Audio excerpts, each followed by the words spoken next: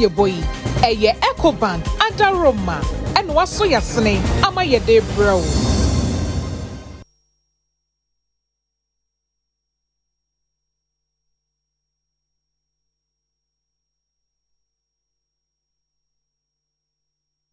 Yemamu nyina ahame mmako aba eba UTV eso ye worship house Abeka Junction enkran omemu nsem awura yaboabo no sekase no eno na mede emamo asida ewo maka me ho ye de mark this sweet chocolate drink de ohia eye enso hie koko pa etiase eno ene de aye na special ice ensuo ewo dwaso ebo ye nchidom de papa and a special drinks a piece in Mekoi and a best point savings and loans and the best assurance I can wa yede and semno eba channel 360 DSTV share na etie and semno ebi memu nyina akwa abade obetie no ebi enie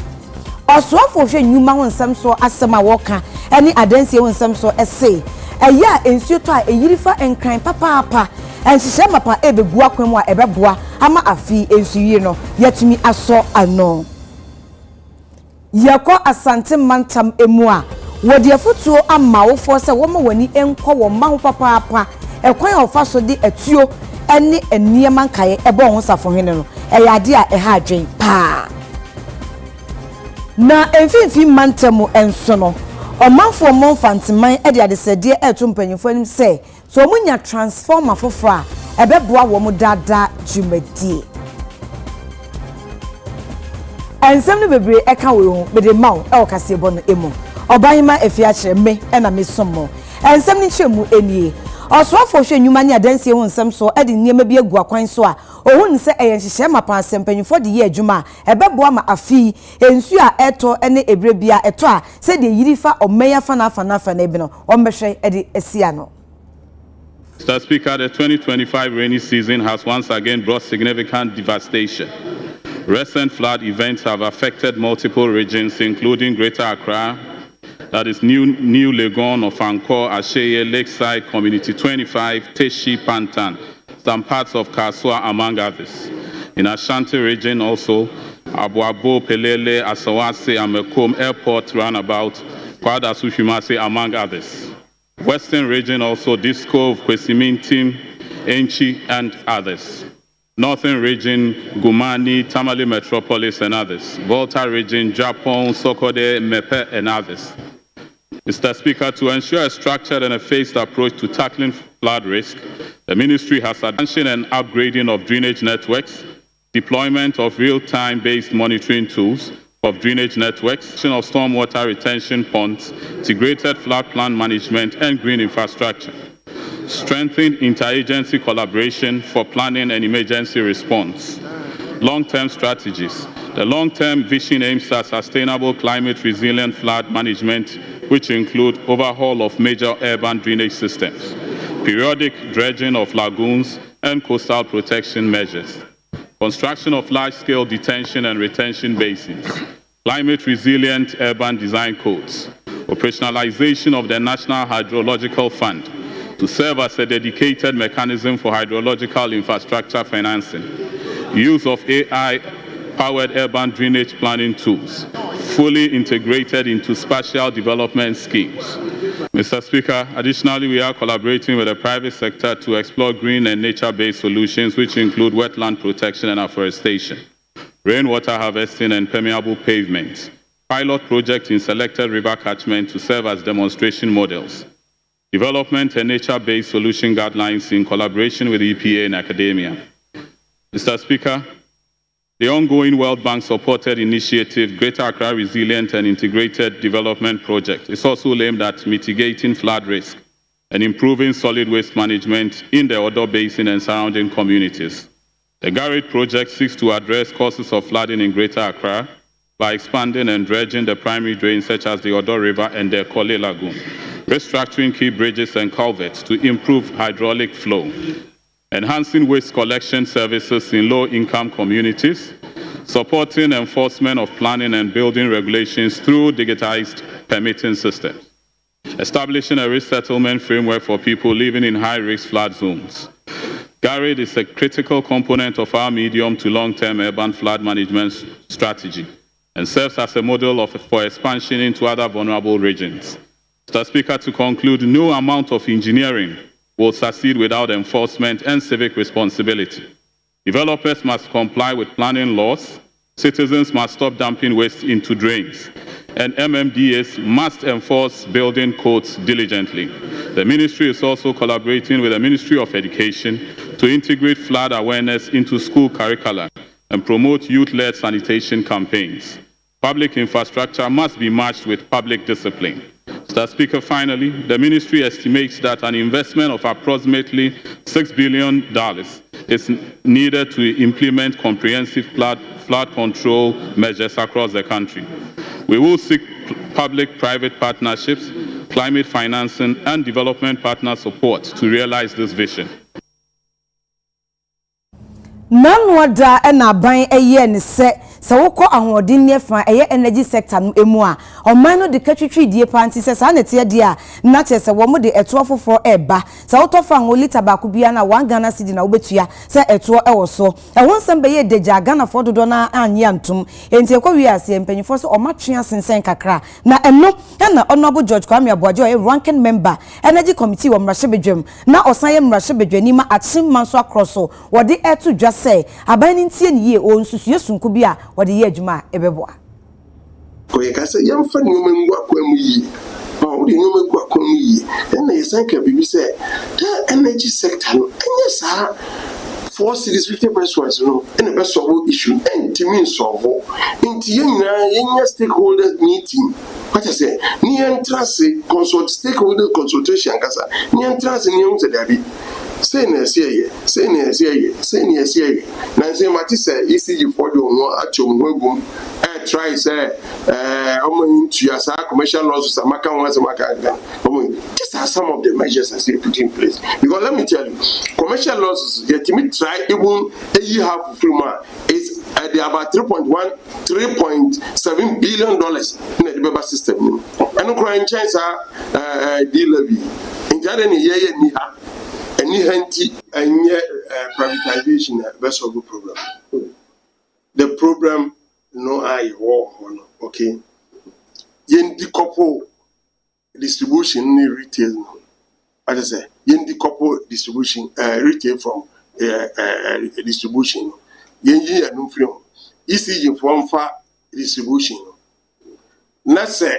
a Honda say be as a private companies in the check to say greater Accra say ye chamber in noon my private companies are omojije revenue ba. Into greater Accra one man company now area man say for revenue no top power no from ECG. And this all the car you be cattle. Ye cattle on crop in abede soon. And the coin be as well make sure that one for betua no on betua. The end couple retail in film na ECG for distribution. ECG for baby be but the retail in India a different now the private dia my principle. Now ECG na say oh the private no. Yes. SSI chimbako ka ho. You see first na ni nyina bom baako VR ono ye bibia ni ya on system on bundle no ya benya generation ya benya transmission ya benya distribution retailing because ECG for no both distribution and retailing and no ECG for handle distribution not retailing no so no from I don't know how much my private company I shouldn't be one private company as I say problem now what I say Accra so into more to say into money check this area into one ECG amount power on my bosom or my say into your own sketch or deba one farm my ECG cattle who area on your cosum could see sir what you can who you are then yes idea we are good to go now yes idea because you go no jacontia Kanis wafo ano hwe enwumesua ho nsem eso a ono aye Mmarahyɛbadwani e wo bosomtwe abaton pesua eso eye Dr. ya Osei Educhum na enne oni UTV adekyensumadwumadi akasa enmu no wo kasa so wo hwe oman Ghana dachi ayewa a ohun se dachi bi wo a efe na ekronkro achen die ye hu sesie enti dachi ankwa mabi Ghana beye sonkokro a achen aman bi a ene ye de ani hu se wo mu ediyi Remember say katawani o katawani edie ene wuhu a wo pese ahwefo nyina ehuna yemfa sorry so me kata mani ampa me bie de me hu ene o man bia Ghana ebedrum rebi ebetu ohiase ebedrum rebi akwara ekona ni mo ehun se me da ache efe nia aman bi ye no omutimi di mfi aduasan ye no se ye ho a ye nso ebetimi ayi bi enye mfi ahasa me hu oman bi a omu ahosiesie ayefe na ye de nyame ase na nso yesan ada empanimfo bi asese mo ani so ade huni amoma mo ani breye na mo ye aboayen me hu oman a ombeka se omampani kwa amenkroma ebeye bi na chi omampani mbuzi a eye bi na champo kra na oyeso jeni no onu so beye bi na chi wo hwe Rollins onu so ebeye bi Liman Hillary man that obedi president so onu so obeye bi onu achi Rollins nsabai obeye bi abebio na wo hwe onu achi na president Kufo Gentle Giant onu so bae na nie wona ni so onu so ba de beboa oman na wo hwe Kufo achi na mampani onyan ba bi ko Atamels Brasifo asumdwe hene onu so obeye bi na chi president Mahama obeye na djuma president Kufuado obisi mu eye adwumaden ma president Mahama abebio onu so aba oye bi na de mini no se obi nso beba abetoa so apeja omen yakoduru ba bi a emfie du nu echi no ye hu bedwuru yen na omen da achen ebeye fe Ghana for wabroche dom nim de ba beka ye wa ha hu ama ye nyina aka bom ni aka kire ye hu se Singapore ye ya ye betimi se Vietnam ya ye betimi the South Korea for 1960 ni esika emu odu chen wo mu na sabre wo mu edi animu a daachi ye beto wo mu na ye China ye nuanum yi sabre wo mu so akwakoduru akire a wo mu daachi ye fem kronketwa a nanka ukọ hon masebe afrafo wo mu ekọ akoyi nam net ho kronketenkete abeye cities akese wo airport a ukoduru airport na wo pe coffee wo do nsasi machines na drone efrusro aba na wabe ma coffee no anu na wo hwese maba ne mrantie a sabre omuko school afia kobi girls any schools bebrebe na obusa me Ghana schools difference no sabre ye aerospace and aviation e wo high school wo Ghana na nkwala ye drone ye biomedical sciences e wo Ghana enkwala ye saade na me bo law and diplomacy ebeba na wo ko hwese nkwala engineering Accra High School engineer STEM lab enkwala ye programming coding junior high school se wo area ho nyina akọ Accra High ko sua bi ma Accra High for nso ye engineering me hu o man bi a ye to fapem ama ye daache okay daache a ebe ye soronko eno ene ade amekata mani a me hu Oswafo hwe enwumesua ho nsem eso ono aye mrahye bedwani e Tamale South abaton pesua eso Honorable Haruna Idrisu na woni Ghana for airborne community tinu de obofo wo chim se wo hwe afia NDC aban ba ya pem enti e wo so onya akonya na omampanyi John Dramani Mahama ne nhyehyɛ sonko odi gu akwan so aboa ama enwumesua edi mo no otumi kai Ghana for baby a wo mo edu. One of our major promises was also to implement a no academic fee policy for all first-year students in public tertiary institutions, universities, and colleges. A total of 129,054 students have accessed a no fee stress application portal as close of day 17 June, with 107,429 completing the application and some 21,621 at various stages of completion. 22,592 applications have been validated for disbursement. 114 public tertiary institutions out of 168 institutions have submitted total enrollment data for 212 students. Students under the age of 18 who by law cannot open a bank account have not been registered. So that's something we need to look at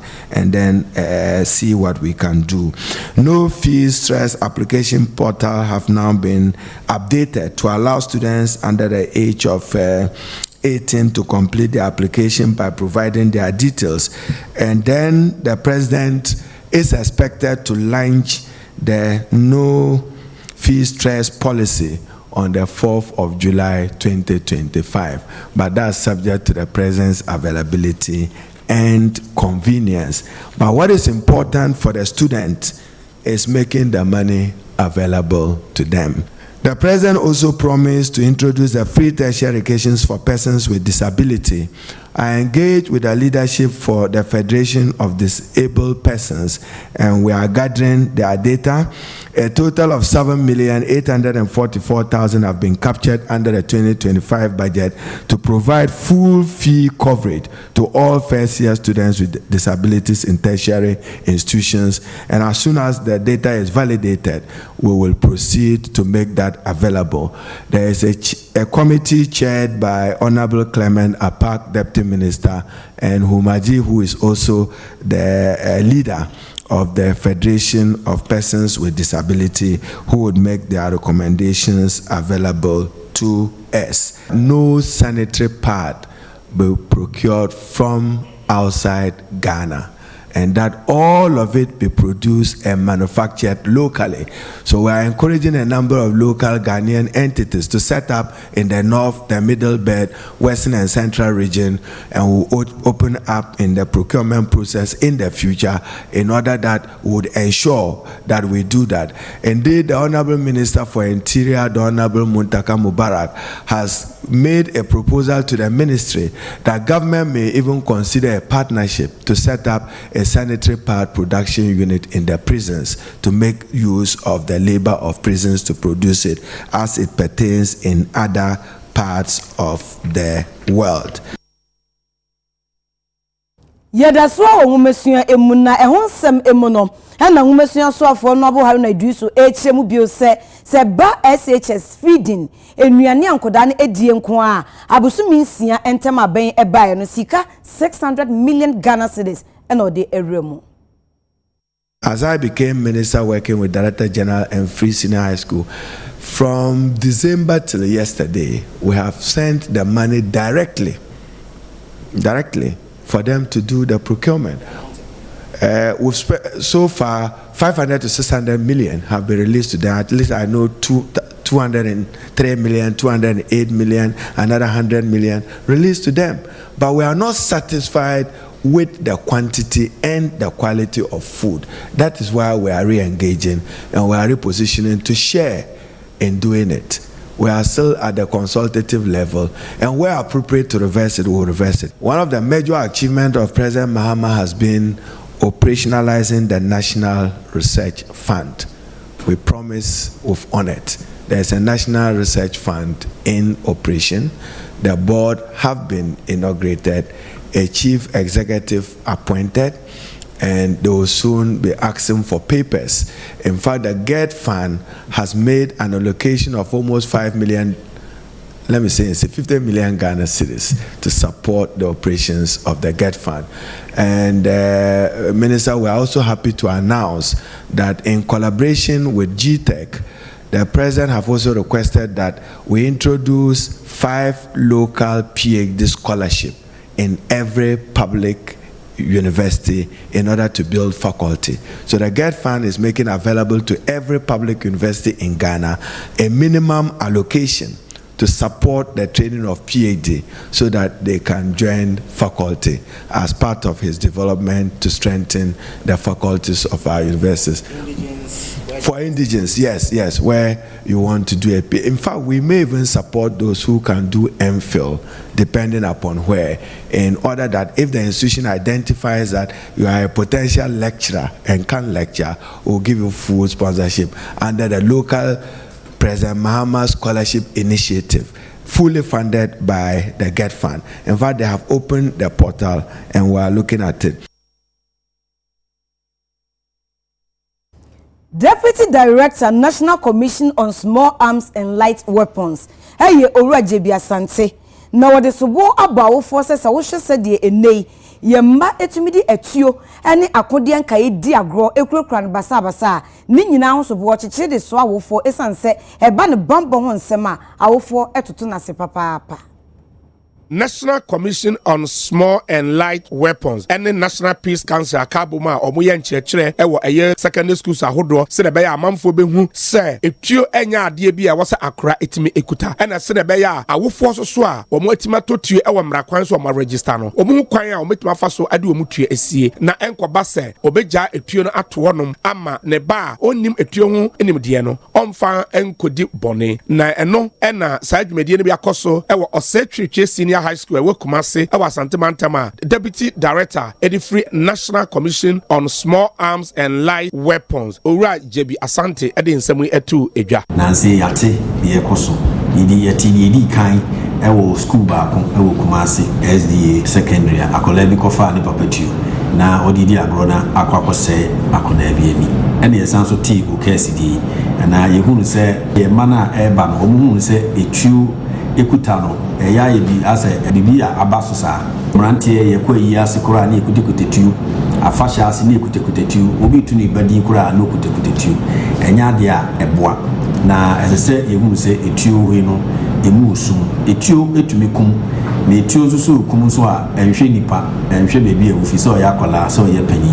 na entinensi etumi ma ye mofra na wosuku mu no te asese etuo nya de esese omo ahwehwe akiri kwan kora na ebe pese yebekuta bi nze wanhwa na ahyehye wo shebrese na awofo nso nhye no so se utu na afamra kwan so na toyo so afamra kwan so na toyo bomodi se tuo ni be hye ba bi a akola bi ansa entumi nkonkoka isentini se anhwa na akwa akope asem ede abro ukwa ma bi ni mu a emra no kora ma omamba ekwan se onkutatu na yen ha eye Ghana de emra no makwan enam dwumedi ahodo edi etu edinti edituo kwa hayo na wo kan mra na wo se wonya baabi a obetumi akora etuo so ni senti ni se wan kora tuo so wan fa nche baabi antum kredu akola betumi akwa te se dia ye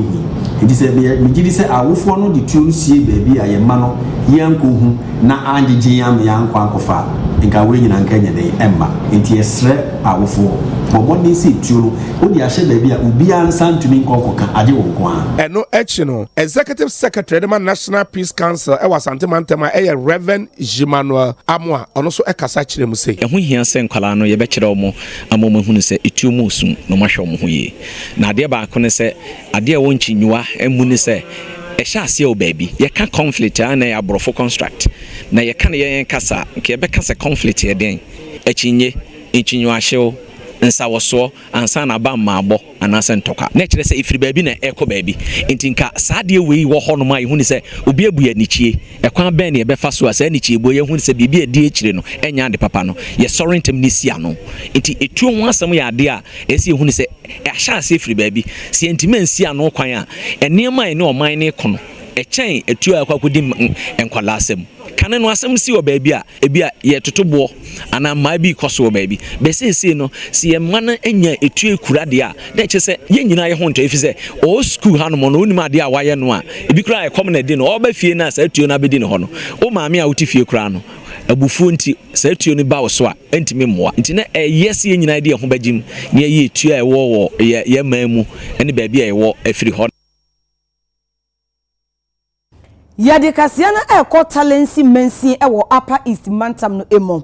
Na ekuo bi ewo a omudin edi AGD. Wotese sa oba Talensi importam wa eho no ye oman ni meku akese mi no omudi djuma ewo ho pa. Enti ama eho ehye na bamba ho nsam so etropa enkoyi ehinhim. Na nanu ade ya prosifo a wo edi akoni ababo ban se patrol for se de enipa bi koto hye wo so ekobobo mutuo ma wo preprai no wo kase wani je ho ana wo eboa enti o makase tia de si wo ban ewo Talensi mensi wo Upper East Mantam se eyade a entwe yie kra wo si aprosifo no wo ye enan na wo miensa de etu etuo aka wo mo ha me yedom kopie mu e wa yaresabia bi e wo bogatanga ha tese mpanyifo ehwe wo mo eno achi ansa no wo san to nsa fra apolisifoɔ ni bi aba ma be piso aboban he wo empotemo na AGD kyerese de ekoso wo no ehu wote wa onkwa edesen mu esan se bambofo kwa na omanfo ebubu omutue na temamufo de den kra en wo mo ebeye wo se na no ada June busumi ya na omutia mpanyifo na so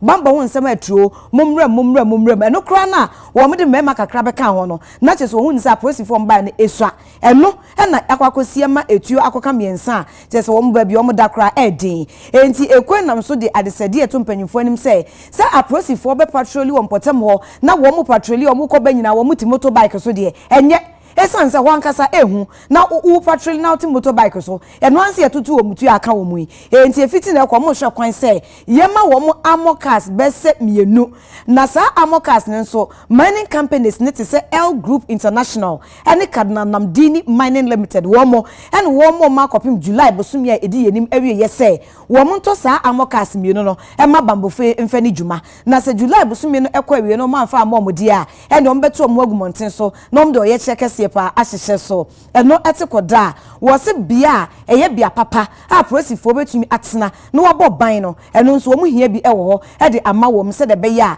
ebre bia e de bambofo ba wa wani beka na watimi edi wo mudwuma na ne nyina emu AGDC bibia nyom ya se etututu ente se akoso de bepem enne ye nti okrati asefo bia enti eno ma esuro no kura eye kese ewo manfo no emo enti ye pem ko enim wo mu de adesede eto mpanyifo anim se wo mu aben ewo bamba ho nsemi de won hye na wo mo hye echi a wo mu di dwumedie boni a etise ekototo etuo ema eka police patrol for ema mu bese miensa eprepra ne be che wo mo na emra ene wo mo edi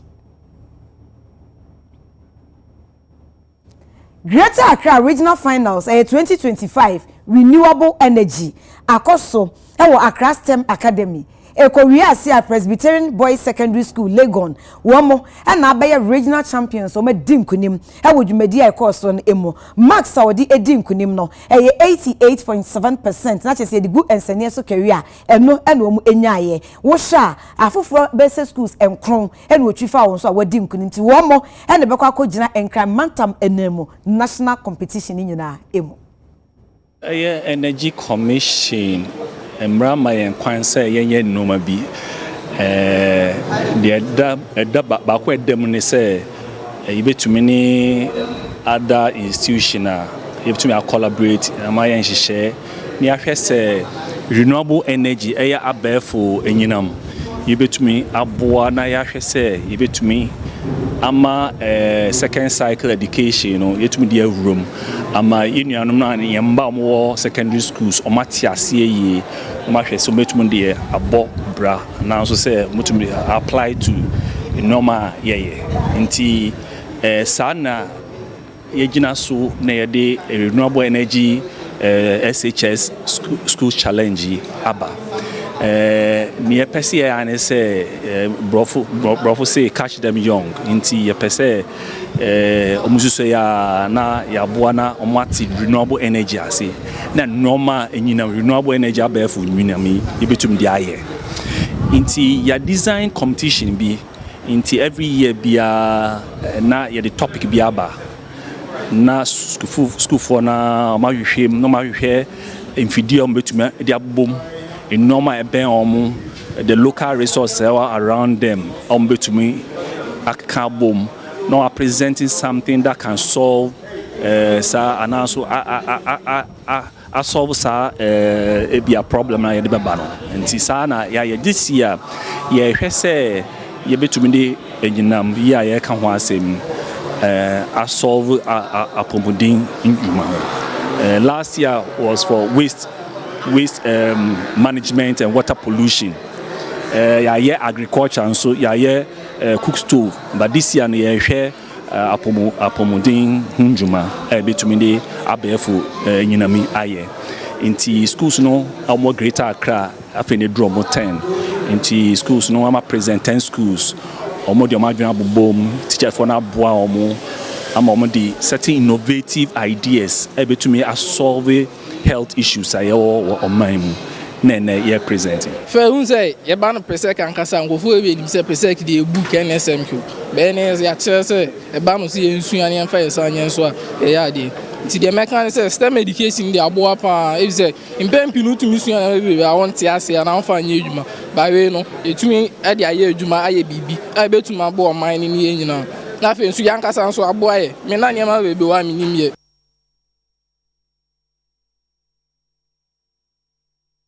Nano kwesi ada ensuo bi a etoye no ama omanfo mo old wager a wo mo ye NDC fo e wo wager gbawe empotam no won ho achom papa ye kasa nipa bebo ahasa abonyenye wonya baabi mpo emfa wonti ento me problem is ye MP no wa tin onboa because one anopa we ye friend no ombra no be share the cost of constituency before anta no parliament or see or back of the Supreme Court judges are nominated for Supreme Court. And I mean, say who constituency BBC or instead of to attend to it first, no, who will call Parliament. Okay, and no go down change. Hasen your Obama no, you won't wada. Assembly in camp on one of your man pressure no, or more about any MC in Nina. And any first time on Yashi was and a second Ghana water. Or Musu, Jebia. Bien so tonoma bien so so fini to got animal na ama pressure so no volume na koso en su town na ase flood no and na de bian so omu digi kwan no omu nyehwe no support for the wejagba wow that what you say run market marketing ne say ke run no turn di wo fu one pin ya dia Gota ni obi eni won sumo ni government aba wa wo na fe gota hawo agba gota na fe la gbo aja ke gota echi gota na si nti so nu ko enko ani ka fu sensu nya muna pani yam hwehwe ye ebi se gata no kwan na wo mo ye gata no mfimfiri mu ye kwan ni mu no insu ni ntumi mfemu nti se nya insu ni nya tope na asan adarete afa baabi se gata no obetum kura se den na se insu no eto a enfa gata ni mankasa ebe mane na yenye wa asene de yenya baabi nyina insu to ayen dan mu wo wa akwala kura ni waja na ye den ya mimi se mi ma no mo mba su mo ofie because insu ni ye say ya wan hye ya na bibia be sintin kwala ni bebre wo fe bebre so amba school nti yes rem mo fantu government na ani maye ye nyamwa ombwebua Saint Joseph o yama good for 8 years so said be senso to wa hanya asam kitwa senko ye maye nti yes government no omboaye fa school na abaye dem na abaye abese ye nyama ye brepa ye kopiem ewo sunwan ene ne mpotem na amane boche se entotro so ene sunwan kwantempon no fa ma kopiem wa hafo ene bunu mantam no emu se dia konfenfo ayeka ewo kwan no eso dia omope ene wo mo eye omo hune hu akontufo papa na no fia de ya awia getekete o for the driver bia odi na akontufo eko bibia ni eko sunwan no ma bonituo ekono ya ama akontufo no bi no so omeprepra wo mo ama akontufo no eche se ehu empanyifo enye bibi emfa ho ema wo mai na anakwasa me se efiri bosome du ba ko ni mu November ni mu ebepem eye na na ofie dey no arobi case nko akoye kwan se makoma ko 9 na anakwasa ni na na ofie ada de ya ntia sempa isan se arobi si be hia eye Ford car bia o ma passengers wo nyina etiguye na omudi etuo eka driver ni no anakwasa ni omu ba ha mienu de bi kan no omu ni asojafo be hia ye nti omutimi edwane ye ema omutuo ba akokra no eka si ha na within the 1 minutes time no musa ba sabia ye ya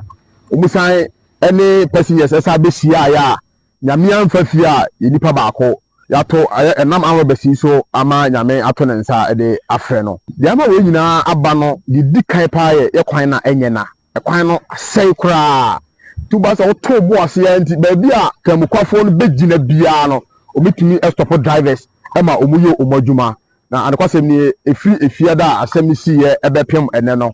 anakwasem ni police commander divisional police commander omabo humodin yie pa ama nkomodi a akɔso bebre no omaboa ama barrier ba ko na wo kwan so no omude ba ko asan abeka ho ama omayi omude abo vantage point a ebeboa passengers ene driver fo a efa ekwan so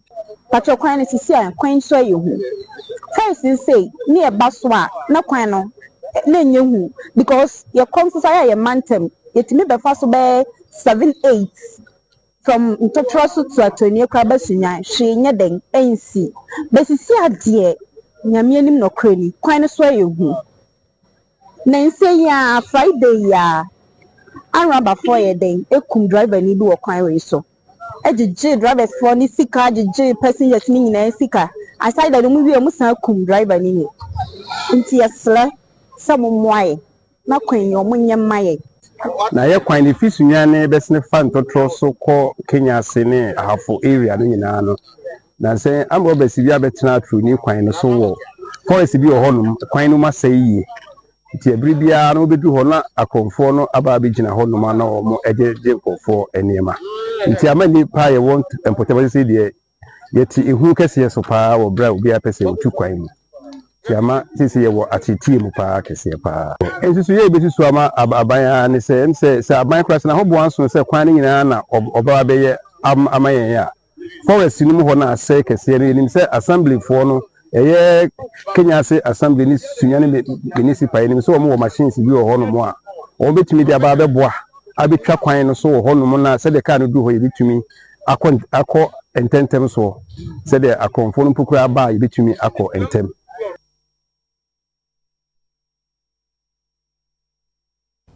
Bese na otwemiensa ne enna kakra enie omanfo mbon fantiman e wo Upper Dencha East e wo mfimfim mantam emunom wo mu electricity transformer ejatom ma ehedwebe na eno na wo mu hwe ni mu asanka ECG adaroma wo mbeba be sha na mu ama wo de bepem enne enya de a wo nsa aka binom so ECG mu betumi aye e we de transformer fofo a ene wo mo ese ne misra ban ni say abantwe ni mehwe enfantiman find my transformer ebro ashikura anti 3 weeks near me coastal so e ka dey bia me fa generator 4 million plus diesel 86 ya 3 weeks near ka mabono ma me coastal sky na ide ashi say me nya ska cry dey fa kofa normal me ya ba tan so me dey me hwe ba etisisi ano to me say aban de mesra aban say aban twe ne de mehwe no de omre transformer ne efe ndi adwuma say transformer de buy na esusa say my e coastal kroma e doso e my de light ye adwuma e doso etisa aban twe ne ya de ama mehwe amre transformer kese a ye bre pa fantoma ye bre da my na mi na pro ya kwatu egu e ka ya bonya kaketwa ya jiro so ye de ye de aye adwuma sisi ya ye be de den it's about who about you see you from 24 now by million ankroma ya so twene I don't ma hwe yachi nana ye kwabo na manese ye transformer no asenya fort o ma me etu anamon ye kompenfo ya de se na transformer no ebaba emba fese transformer wodi ben he esua eya na mba no wotu anamon ba menchende wonnam na adire sese fese ha mo no ekro na su enti mo a wo use nyam wo doso enti ye na transformer mbadu so sa na wonnam sese de bia na gotifu ana man wo ba mche wotu anamon ba ya pese mpenfo mo aso ti se wo bebe transformer be 200 something wide betuma aso pra krono amayen fise krono ayekase yese nati and ye kra ye woni pa be 3000 and over anye kwa obi moyi mobile money wo brewom enti mobile money kra mpo be sipo wo ha enka mtemfo mpo be nyamfaso afi ye ho enti be sempanfo so motim ndia transformer ye hia kasa ebetuma abokro ma so pa makro no aye kasa aboan mo obi anu ho atona obi atuma adinidwa ye light ho dwumadie in fact e call ye no be 3 weeks ni na wo hwe problems e dey aba problems bebre chance aha koye mining community a dom no edos wa haye pa afi light no call ye no chance phone charging ne transaction ne ayi kura no entimi emwa yen omo aye mo money ni ade say phones nyina dundum to send this scam obi kura obusuani bi oba bi kura den say obe send ama ya to na mo na kofi otu ayi uniform assembly member ye ko MC wo aye honorable na ne kuma no kwasem de enimu anu ofre kumase say ebehia saa da no mpo na me hu se dunko akura saa na omo hye kumase ase eba in terms of electricity na omo hye bo hye transformer na beba Oma catch say about every day be a free ye ko but up to now ye nya sempepe bia ti ye best penifo so mmra no mbeboa ye say light be call of 3 weeks we have businesses amount for ye wa ha let's say nyoma anko yi amfa ma ye kura ye best penifo so mmra no mbe ye moa na de edun de ano odin Ebra mfantimanfo esu transformer no na adehye omuso trekume ewo anlogan potem from mantam emo enso dia wo de etudwa ene se wo chief compound bebre so mbenya nurses and doctors abehwe wo no adane boachi bidi ye hwe ehad ye hu se dan kase bi wa ha ye hu obuafo mebo asia maye wo hwe dan ehun nyina afu da bia ye do ye do so na afu ye do hu na afu edua kra afifi wo bebre ye hia obuafo so mbe boye afi nso no akwan no so hia maye so mbe ba be ye kwan na maye eriba clinic num na trese ye hu atoye le nyapa clinic akuhe gerele nyanchi omo ika jio kona dono oto na kona be clinic ama momanyu ye mi no te fara ha wom na ni dono jikpola oba wa tenchi avano atanu belum na dono ba bomo yida duomo aronu duoro oro duomo no na afine be na na ojo mi va na va yo na o ko adana fu aje bo ba pere mi an bonka ga maliu afine va kran ha mo ko opugbo o ni onu opọji kun na va otere nwu ha atos bo va chi duomo kan Romia vagavano fia anu pekumpu afina marapo namba lo shafi yoga fi over termian. Our road is very bad, especially in the rainy season, so we find it difficult when coming to the hospital, and then there are many staffs that we don't have in the facility. Bungalow to that have been started since it has been left incomplete.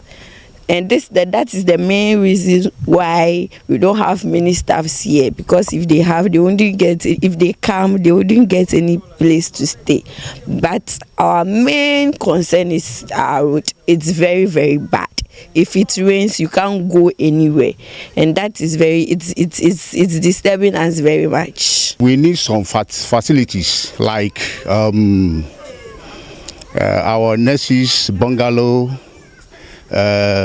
doctors bungalow, and then we need the road that's connected to the main road that connected to the clinic, and then a toilet facilities. So we are pleading to the government to come to our aid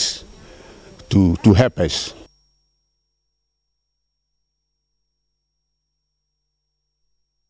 Beverage Consumers and Bar Owners Association of Ghana, I attend here from Drunkards Association. Head the Kokobo Emma Ban said the Abayan when in your home, said the ensan, Yanum Ebro, Nibuoma Akosun, or Cassa when you want or boa, Abanshe, now your bibi enfa.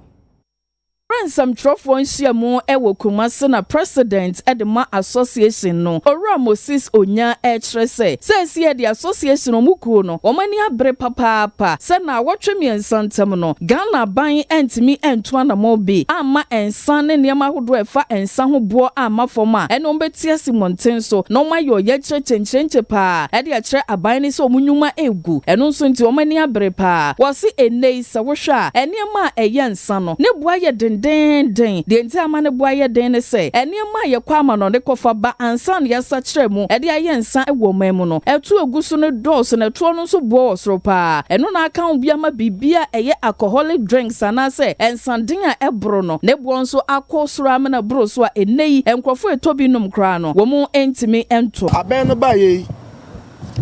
wo hwe enyuma awuda beverage industry no ebiema nkrofo a anka na wo se aben no ebe hye yen kran na yetimi aye adwuma ni ye sa ba ya oma Ghana so ebetimi afa ne ntoma pa afra in terms of beverage industry no na say I no ka say as at the year 2024-2023 na ensa no ye the taxes are would to companies ni bi so raw materials omo imported the ensa no any other beverages no ema no bo dey ma wona auto eton no na minua no say drinking spot back we collapse e wo Ghana ha na over 1 million ni nyina tuma enyuma bebre wo ha ebegu because eno ana say bi ya maame no mu ne ya papa no mu eye edihwe won mu abusuafo nti averagely every year bia beverage industry ni create over 1.2 million jobs both directly and indirectly na o share afi 2025 year ya rem year o share ensa enhu dwadie nko asika edibre aban no closely almost $125 million ye enim say ekopim the year from 2025 to 2029 no ye betimi anya be $31.80 million sa be ya edisika awdo bebre aban no na aban no so timi dia yi akwan di BSC hospital e dia ye na ejuma ekoi since ye ti ye no ye nyuma wuro bebre yaye ye di aboa sa be ya oman no betumpon ebi ne se emra ye kwakoto aba no ye close down all drinking spot during elections sa be ya obi nkonom nsan koye basabasa or police station ebi so with the help of road safety any Ghana police service ye don't drink and drive campaign and also ye de manchester ma driver for sabi omonom nsa etna steer echi aside that so ye sense so e check ensa wudo a eba monte so asabi enye mase odasani be no na sa enyuma ya ye ni nyina no eye ekuo na ene nikuo ma na ya ye ntobo kakakakra ye di this ejuma eboa oman no enti na ehu be hia se aban no edi neni ebe hwe ye sector no sa be ya yeso yatimi atumpon wo ye business sa ye no